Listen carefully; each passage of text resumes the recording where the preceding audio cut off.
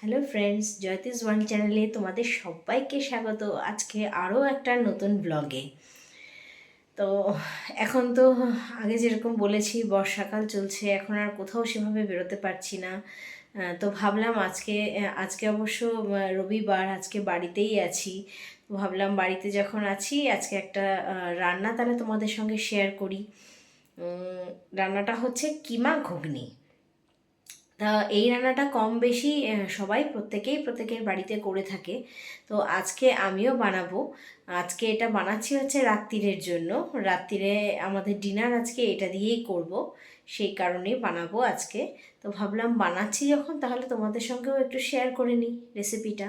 তবে অতি অবশ্যই এটা আমি যেভাবে বানাই বাড়িতে আমি সেভাবেই শেয়ার করব, কারণ এই রান্নাটা এতটাই জনপ্রিয় রান্না এবং এতটাই ভালো একটা রান্না, যেটা কম বেশি আমাদের প্রত্যেকটা বাঙালিদের বাড়িতেই কম বেশি এই রান্নাটা সবাই করে থাকেন। সুতরাং এই রান্নাটার কোনো পরিমাপ আমি আপনাদের কাছে সেভাবে কিছু বলবো না, কারণ যতটা পরিমাণ লাগবে আমাদের, যেমন আমাদের তিনজনের জন্য, আমি, আমার হাজব্যান্ড, আমার ছেলে, আমাদের তিনজনের জন্য যতটা যেরকম পরিমাপে যা যা কিছু লাগবে আমি সেই মতন করে নিয়ে আমি এই রান্নাটা করছি।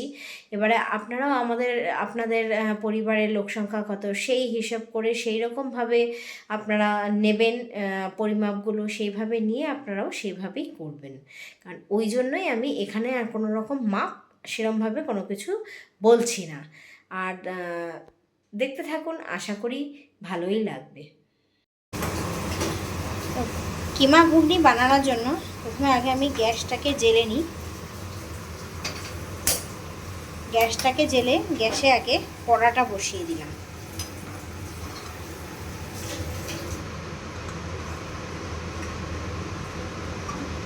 কড়াতেও আমি তেল নিয়েছি। এটা আপনারা সাদা তেল আর ঘি মিশিয়েও করতে পারেন, আবার সর্ষের তেলেও করতে পারেন। আমার কাছে বাড়িতে অল্প একটু তেল ছিল, তা আমি সাদা তেলই ছিল, সাদা তেল আর ঘি একটু ছিল, আমি সেই তেলটাকেই আর নষ্ট করলাম না, সেই তেলটাকেই আমি কড়াইতে দিয়ে দিয়েছি। এই তেলের মধ্যেই আমি কিমা ঘুগনিটা বানাবো। কিমা ঘুগনি বানানোর জন্য দেখুন, এখানে আমি মটরটাকে সেদ্ধ করে রেখেছিলাম, আর এখানে আমি চিকেন কিমা নিয়েছি, 200 গ্রাম মতন চিকেন কিমা নিয়েছি, এবং কিমাটাকে আমি ভিনিগারে মোটামুটি 20 থেকে 25 মিনিট মতন আমি ভিনিগারে কিমাটাকে ভিজিয়ে রেখে দিয়েছিলাম। এখন আমি তেলের মধ্যে আলুগুলো একটুখানি ভেজে তুলে নেব। আগে একটু নুন আর হলুদ দিয়েই ভাজবো আলুগুলো।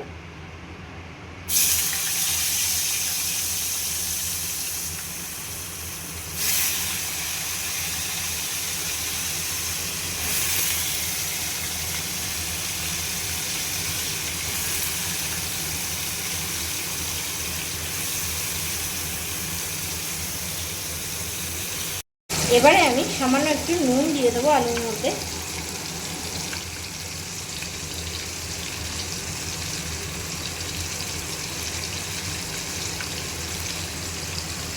আর সামান্য একটু হলুদ গুঁড়ো দিয়ে দেবো, দিয়ে আমি এবার আলুটাকে একটু ভেজে নেব।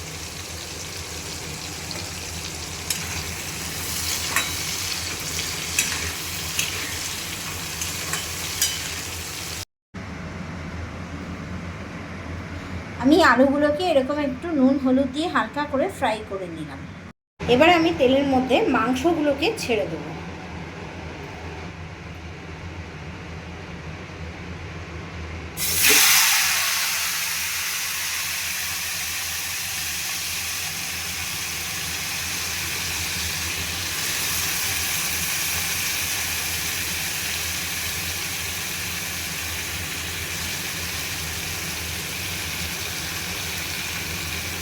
আমি কিন্তু একসঙ্গে এর মধ্যে পেঁয়াজ আর মাংস দুটো একসঙ্গে দিয়েই কিন্তু ভাজবো। এখানে আমি নিয়েছি হচ্ছে টমেটো আর পেঁয়াজ বাটা, এটা হচ্ছে পেঁয়াজ কুচি, কিছুটা পেঁয়াজ কুচিয়ে দিয়েছি, আর এটা হলো আদা এবং রসুন বাটা। এবারে আমি এই পেঁয়াজ বাটাটা এই মাংসের মধ্যে দিয়ে দেবো, দিয়ে দুটোকে আমি একসঙ্গে করে ভাজবো।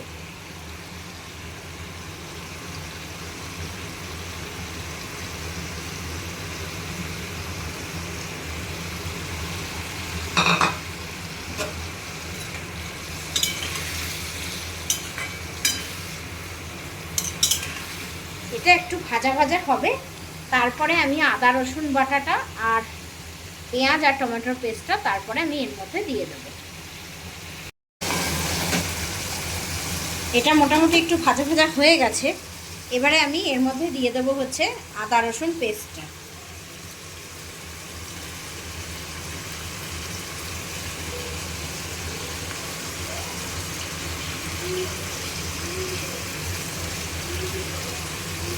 এটাকে একটু মিশিয়ে নেব।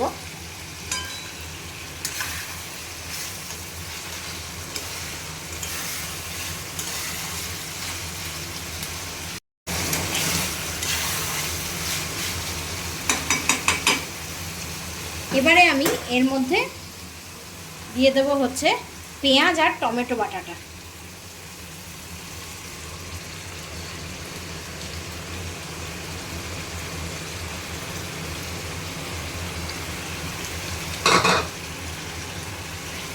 এবারে এগুলো দিয়ে আমি কিছুক্ষণ নাড়বো, তারপর যখন একটু কষা কষা হয়ে আসবে তখন ঘুগনির মটরগুলো আমি এর মধ্যে দিয়ে দেবো।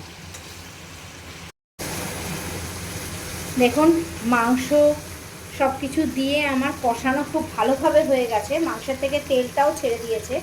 এবারে আমি এর মধ্যে ঘুগনির মটর আর আলু দুটোই দিয়ে দেবো।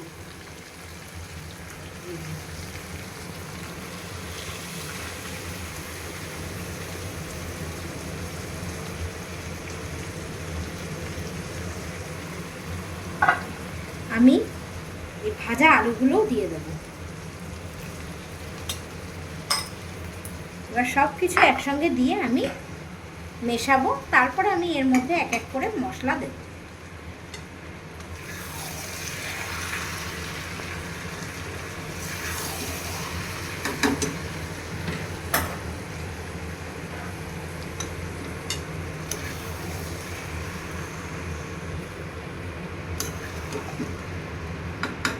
এবারে আমি এক এক করে মশলাগুলো দিয়ে দেব। আগে দেব হচ্ছে নুন। নুনটা একটু বেশি দেব, কারণ যেহেতু এর মধ্যে টমেটোটা পড়েছে, টক তো একটু টক নুনটা একটু কাটে, ওই জন্য একটু বেশি দেব।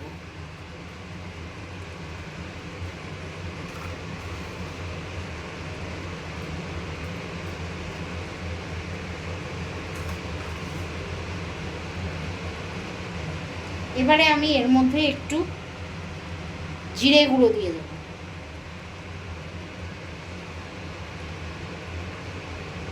এরপর দেব একটু ধনে গুঁড়ো।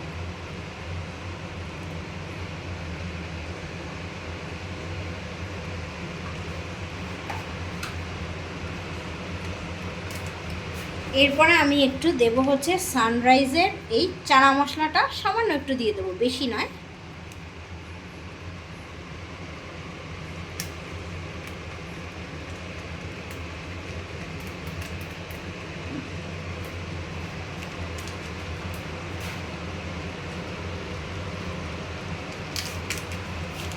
আমি একবারে এর মধ্যে সানরাইজের শাহি গরম মশলাটাও দিয়ে দেবো।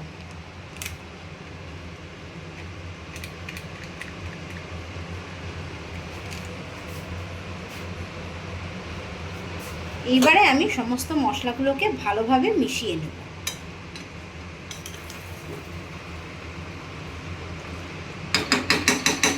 ও আমি হলুদ গুঁড়ো দেইনি, এবার একটু হলুদ গুঁড়ো দেব।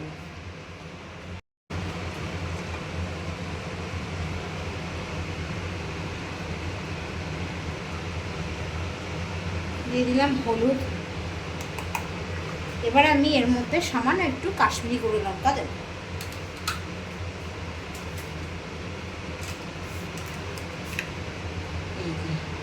এটা হচ্ছে কাশ্মীরি গুঁড়ো লঙ্কা।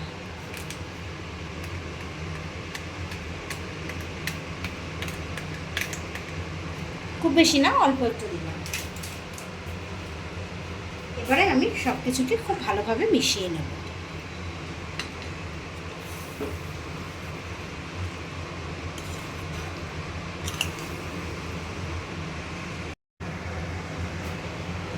এবারে আমি দিয়ে দেবো এর মধ্যে পরিমাণ মতন জল।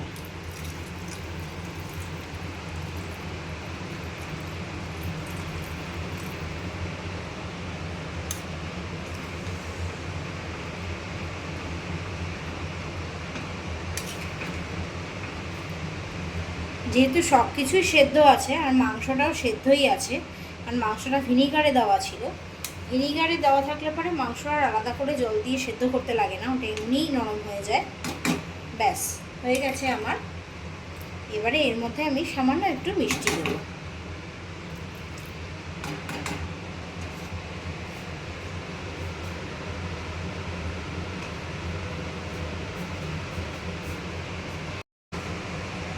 এবার আমি একটু সামান্য চিনি এর মধ্যে দিয়ে দেবো, এটা স্বাদটাকে ব্যালেন্স করার জন্য।